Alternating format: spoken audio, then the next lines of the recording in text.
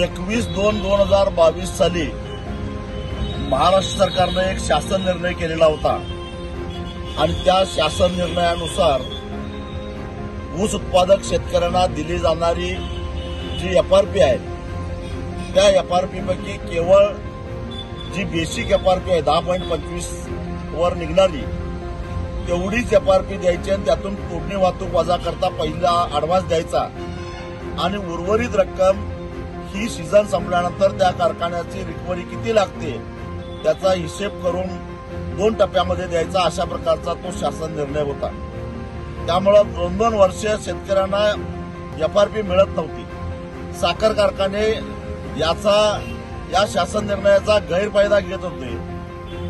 आजही या क्षणामध्ये महाराष्ट्रामध्ये जवळपास 7 ते 8 हजार कोटी रुपयाची एफआरपी थकीत आहे आणि म्हणून या शासन निर्णयाला मी स्वतः मुंबई उच्च न्यायालयामध्ये हरकत घेतलेली होती, त्याला आव्हान दिलेलं होतं। जवळजवळ 3 वर्ष त्याच्यावर सुनावणी होत नव्हती। अखेर मला सुप्रीम कोर्टाकडे तक्रार करावी लागली आणि त्यानंतर गेल्या महिन्याभरामध्ये सातत्यानं अनेक सुनावण्या झाल्या आणि आज शेतकऱ्यांचा विजय झालेला आहे। 21/2/2022 चा हा शासन निर्णय मुंबई उच्च न्यायालयानं फेटाळलेला आहे आणि ऊस उत्पादक शेतकऱ्यांना पूर्वीप्रमाणे विना कपात एक रकमी 14 दिवसाच्या आत गेल्या वर्षीच्या रिकव्हरीच्या आधारानं एफआरपी द्यावी असा निर्णय हायकोर्टानं दिलेला आहे।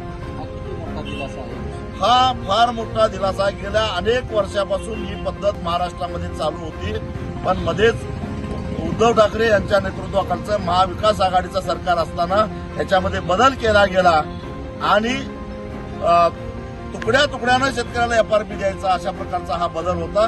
कारखानदारांच्या दबावाला बळी पडून महाराष्ट्र सरकारनं हा निर्णय घेतलेला होता, परंतु पुन्हा एकदा न्यायालयामध्ये जाऊन आम्ही या सगळ्या साखर कारखानदारांना 4 मुंड्या चित केलेला आहे।